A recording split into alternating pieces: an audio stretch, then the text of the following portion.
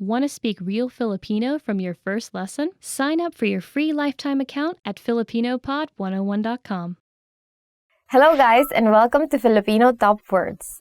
For today's lesson, we will be talking about 10 ways to remember words. So, knowing how to remember words will actually help us learn Filipino better and faster. So let's go to the first way. So the first way is sa pamamagitan ng pag-uulit, through repetition. Mas maaalala mo ang mga salita sa pamamagitan ng pag-uulit. You will remember the words better through repetition. Repeating stuff to yourself is actually very helpful. So even when you're reviewing for exams, that's how many people actually get to remember words. And one tip, if you're going to review or try to remember words or things that you just want to do, better study them before you go to bed. Do you know that? So the next way is manood ng TV series na may subtitle. To watch TV series with subtitles. 3 beses sa isang araw ako nanonood ng TV series na may subtitle para matuto ng Filipino. I watch TV series with subtitles 3 times a day in order to learn Filipino. For instance, because I'm learning Japanese now, so I also watch lots of dramas or anime, of course. And then you have subtitles there, and then you hear words, you begin to associate words with the English words that you see in the subtitle. So sort of like you get the idea of what these words mean. And then, of course, you have to check them if they are really what you think they are. And then by hearing them again and again, and then again through repetition, you will eventually learn these words much easier. The third way is magsanay sa pamamagitan ng pagsusulat. To practice by writing. Magaling si Lenny sa balarila dahil siya ay laging nagsasanay magsulat sa Filipino. Lenny is good at grammar because she always practices by writing in Filipino. I think this is very important to distinguish, it's very important to distinguish between spoken Filipino and written Filipino. So in our example sentence, Lenny, this girl, is better in grammar because she always practices by writing. Because in written Filipino is actually a lot more formal than spoken Filipino. So if you want to really learn the formal Filipino, then the best way for you to learn it is to practice it by writing. So the next is magbasa ng malakas, to read out loud. Basahin mo ng malakas ang mga salita. In English, read the words out loud. So why would it actually help? Because it's like you're saying it and then you're hearing it at the same time. Yeah, because sometimes if you're just like trying to read something and you just try to remember things, you cannot really, you can remember, but of course it's different when you start speaking it out loud. So that's why when you attend, say, language classes, there are classes just for reading, right, and for speaking. So you can also build confidence when you speak. So you know how the words are spoken. Next is gumawa ng mga kwento. To make up stories. It doesn't mean that you should be gossiping or lying and making up stories about people, no. This means, let's hear the example sentence. Gumawa ka ng kwento tungkol sa iyong mga karanasan sa Filipino. Make up stories about your experiences in Filipino. You can pretend that you've been to the Philippines, right? And then just write things about, what I will do in the Philippines is if I'm going there, or if I already went there, what I would have done. So you can just invent things that, just to practice. So I remember when I was in university, I was learning Italian. And one of the things that we were always asked to write is just little paragraphs about what you do in a day, just to practice using different words every day and just getting used to writing things in that language. It actually helps really a lot. But I forgot my Italian already. So. Next is lumikha ng ugnayan ng mga salita. To create associations between words. Lumilikha ako ng ugnayan ng mga salita para hindi ko makalimutan.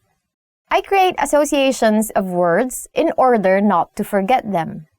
So I think this is very useful in Filipino since in Filipino there are many words that sound similar, but are actually different. They mean differently. So for instance, you want to say wet in Filipino, then you would say basa. But it also, the same 4 letters you would use to say read, which is basa. So it's just like different way of pronouncing the words. In a way, it makes it difficult, but also you can get like 2 ideas of those 4 letters together, right? So when you see BASA, you immediately associate it with either getting wet or reading a book, which is kind of like really far, but at least you immediately like get 2 words at once. And I don't really make fun of your language, so it's fine because everyone speaks like kind of casual. Unless you're writing, then of course, then you don't need to worry about pronunciation, but you have to worry about your grammar. Next is, magkabisa sa pamamagitan ng pakikinig. To memorize by listening. Magaling ang pandinig ni Kay dahil kaya niyang kabisaduhin ang salita kahit sa pamamagitan ng pakikinig lamang. Kay has good ears because she can memorize words just by listening. So some people can actually really remember words just by listening, but it depends on the language. So for instance, in Filipino, it's actually kind of easy to remember things by hearing.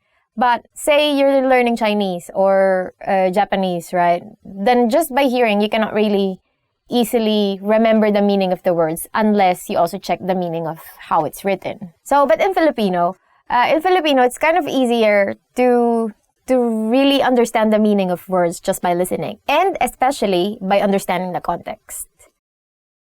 Next is, magbasa ng simpleng mga babasahin. To read simple texts. Kapag may pagsasalin, subukan mong basahin ang mga simpleng babasahin sa Filipino kaysa sa Ingles. If there's a translation, try to read simple texts in Filipino rather than in English. It's actually for more practice. So, because sometimes when you have textbooks, right, there's always an English version of it and the version of the language that you're studying. So, sometimes it helps if you go first, read the word in the target language, and then you read the English, because you can sort of first guess what it means and then check if you actually got the meaning. And that's actually very helpful. And I say actually a lot.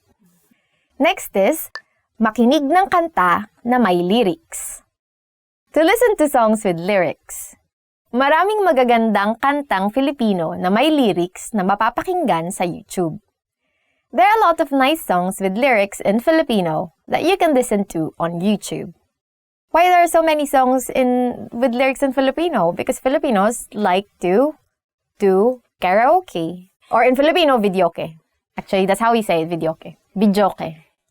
Because we like doing this karaoke a lot. So there's so many places where you can go to do karaoke, right? And then even on days that you don't want to do karaoke, people are still doing karaoke. Your neighbors are still singing. Everyone is singing. It's everyone's birthday every day. So there's always going to be someone singing around you. Next is, ulitin bago matulog. To repeat before going to sleep.